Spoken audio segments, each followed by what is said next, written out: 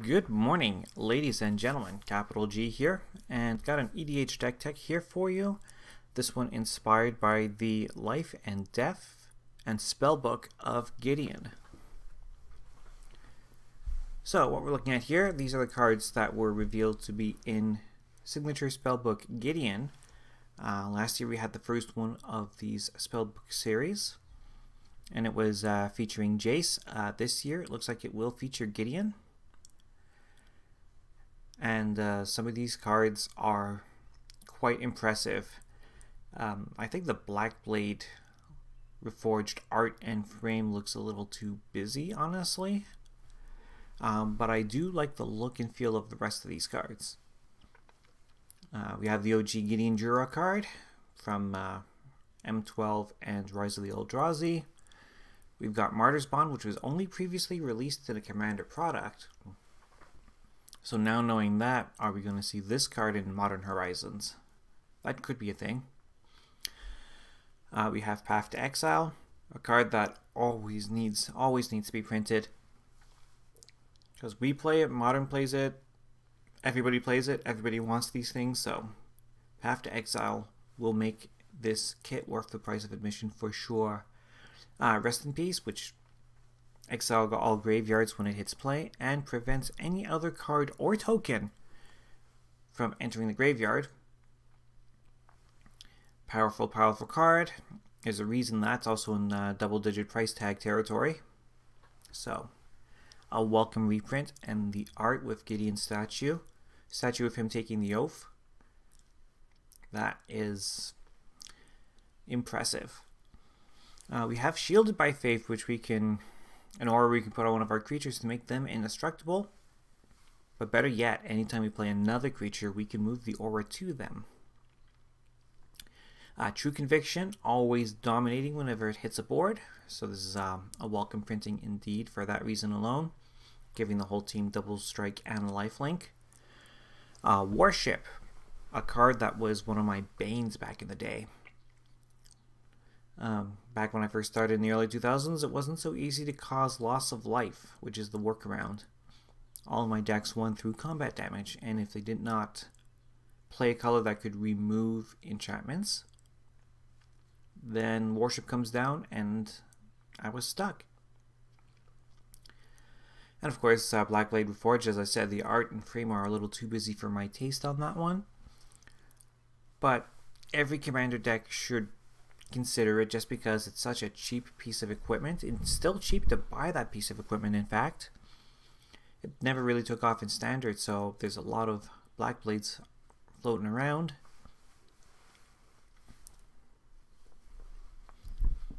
But I decided to build a Kytheon deck with all 8 of these cards in honor of Gideon, and okay, yes, I'm trying to get more views.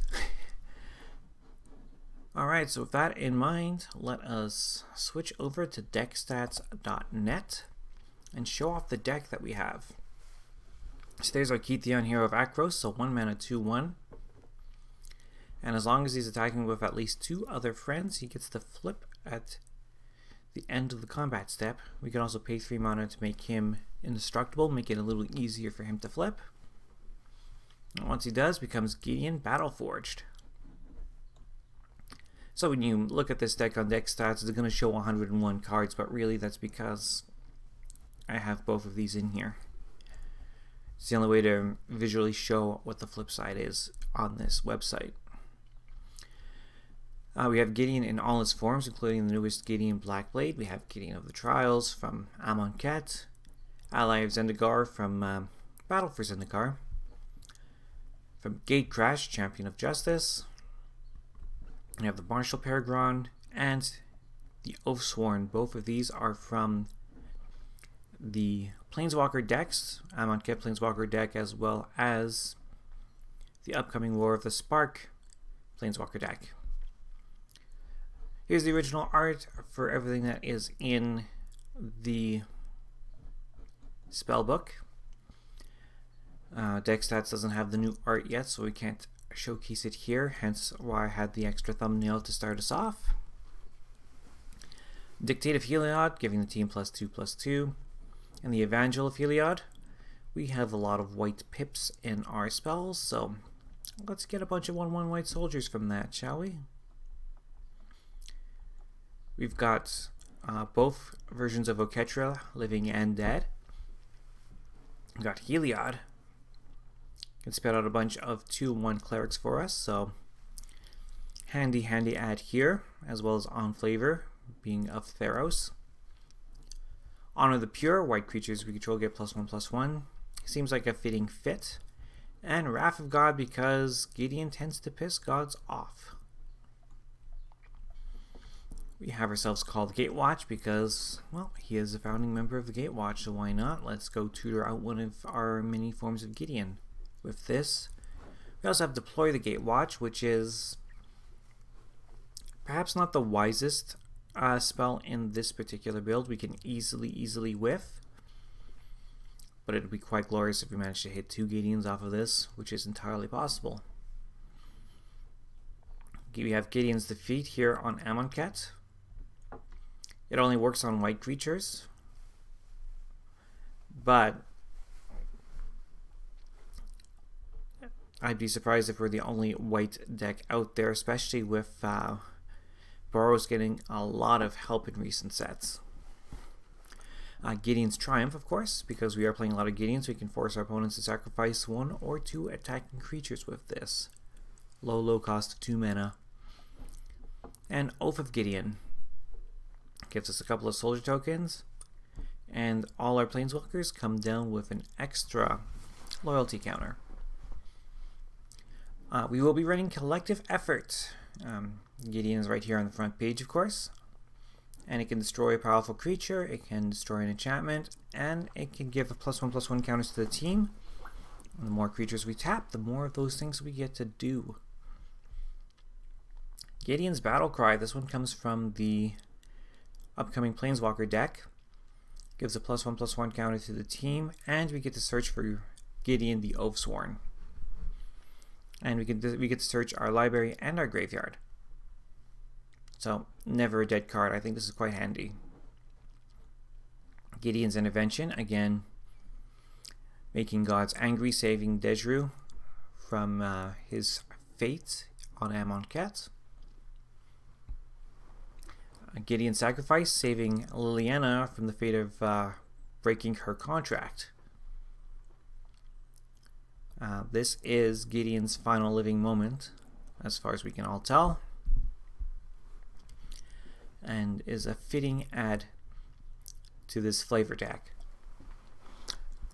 We have Grasp of the Hieromancer. We can throw this on one of our creatures, give them +1/+1 boost, and it lets us tap down defending creatures when we attack, so it makes our attacks a lot better. A couple of ships that Gideon managed to hitch a ride on. The Heart of Kirin, which is a 4/4 flying in vigilance vehicle for only 2 mana, but we can crew it by tapping 3 power worth of creatures or by removing a loyalty counter. Hope of Ghirafur. He and Chandra piloted this right into the planar bridge, thinking that they had destroyed that. Tezzeret and Bolas, of course, are a bit too sneaky for such blunt tactics, but that is why this is here. Also, a 1/1 flyer for 1 when we're trying to swing with 3 or more creatures to flip Kytheon. Seems good. Near-death experience from Rise of the Eldrazi. We are playing Warship, so if we manage to pair Warship and this, opponents will really think twice about attacking us.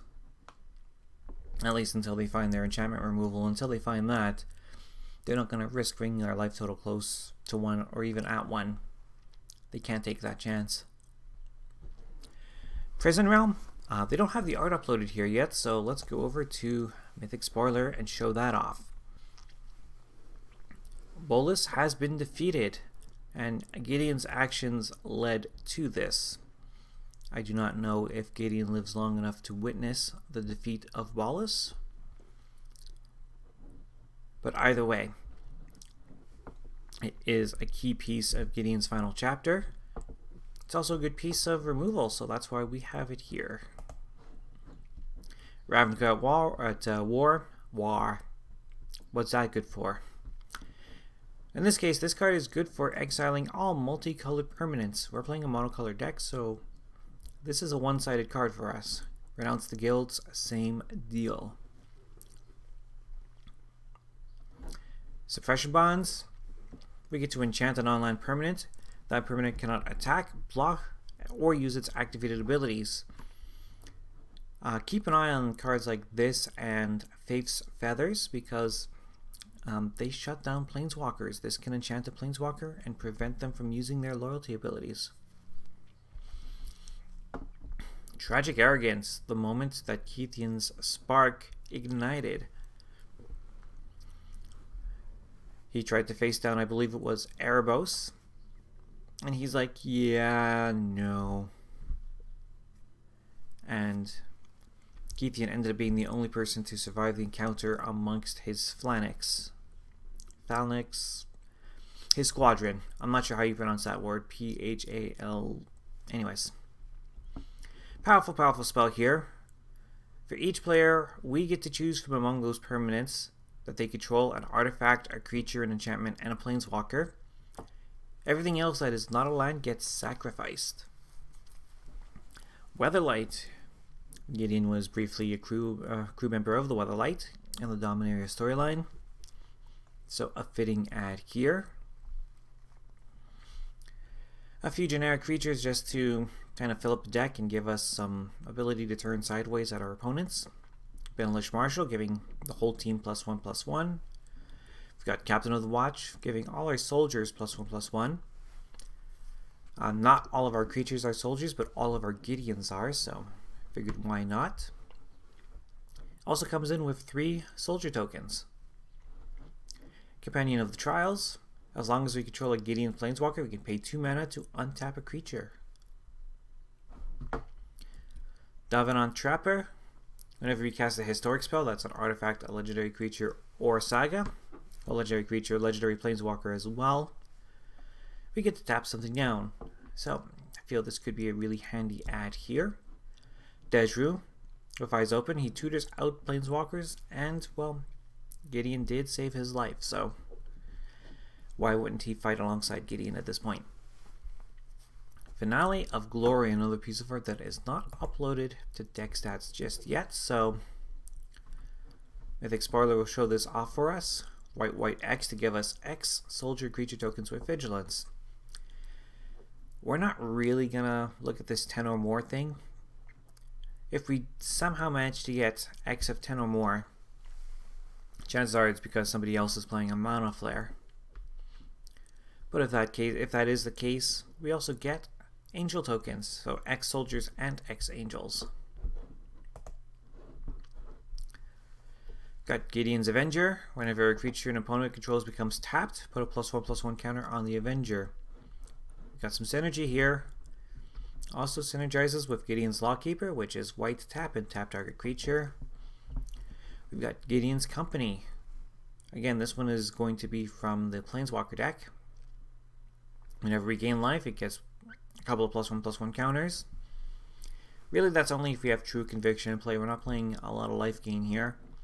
It's here for the whole paying 4 mana to put a loyalty counter on a Gideon Planeswalker, so if our game goes long, we happen to have a Gideon on the field, we get to sink some mana into more loyalty. Knight of the White Orchid, 2/2, first strike. As long as our opponents control more lands than we do, we get to go get a Plains, put it onto the battlefield. Kytheon's Irregulars. Great creature. White, tap target creature. We can do that as many times as we want. Comes down as a 4/3. As soon as it deals combat damage at least once, it becomes a 5/4 with Renown. Makeshift Battalion, a 3/2 soldier. And when she and at least 2 other creatures attack, we put up 1/1 counter on the Makeshift Battalion. Martyr for the Cause, the 2/2. And when it dies, we get to proliferate, putting more loyalty counters on our Gideons. Sergeant at Arms, 2/3 soldier for 3 mana, not so great, but we can kick it and get a couple more tokens. Soldier of the Pantheon, 2/1 human soldier for 1 mana, always a good rate. Protection from multicolored. So again, hating out on our multicolored friends at the table. We also happen to gain a little bit of life if they cast a multicolored spell and the soldier is around. Thalia's Lancers, another way of tutoring out our Gideons, or any legendary card for that matter. It's also a 4/4 first strike for 5, which is a decent enough rate. Weathered Wayfinder, another way for us to search for lands. Bit of a pricey card, but white is a little limited on options, so why not? Could just as easily be War Tax, or Land Tax, in fact, is what I was thinking, Land Tax, but decided to go with the Wayfarer instead since we need some bodies on the field. Trusted Pegasus, another card whose art is not here, so let's go here to show that off. Great artwork here, by the way, with Gideon and the Pegasus. And it says here, when Trusted Pegasus attacks, target attacking creature without flying gains flying until end of turn. The biggest reason I want this card in here is because I really like the idea of a Gideon Planeswalker, made a creature, armed with a Black Blade, riding on the back of this Pegasus, taking a swing at Nicol Bolas.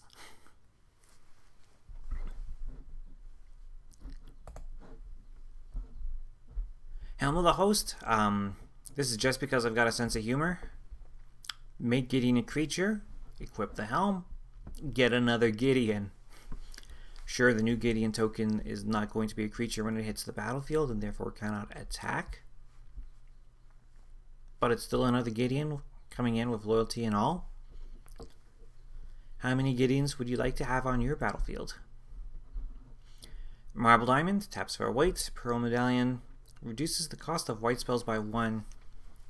Excellent mana rock and probably obligatory in a build like this. Smothering Tithe. No one's really going to pay the 2 mana to stop us from getting treasures, so may as well play this and wrap up that way. Sol Ring because Sol Ring. And now over to our lands. Put in Blast Zone as sort of a back pocket weapon. Coming from War of the Spark, we can load this up with charge counters. It comes with 1 charge counter to start. We could put more by paying XX and tapping. But eventually we can go 3 tap and sacrifice the Blast Zone to destroy all permanents whose CMC is equal to the number of counters on the Blast Zone. Mobilize District. It's a man land. It's a 3/3 man land. It costs 4 to activate, but the more legendary permanents we have on the battlefield, the less and less this costs. Myriad Landscape. Pay 2, tap, sack, and get 2 planes from our deck. Seems like a good idea. Nykthos, Shrine to Nyx. Lots and lots of white mana pips in our cards, so we can get a bunch of mana with this card. Also, because Theros, it is a flavor fit. We are running 31 planes. We also have a Seagate Wreckage, because Gideon was at Seagate. We don't have a lot of colorless mana sources, but if we happen to get one, this will help us draw some extra cards as our hand empties. And on that is what we have today. The Kytheon, hero of Akros. Sleep well, my friend. Happy Easter, everybody, and we will see you all again next time.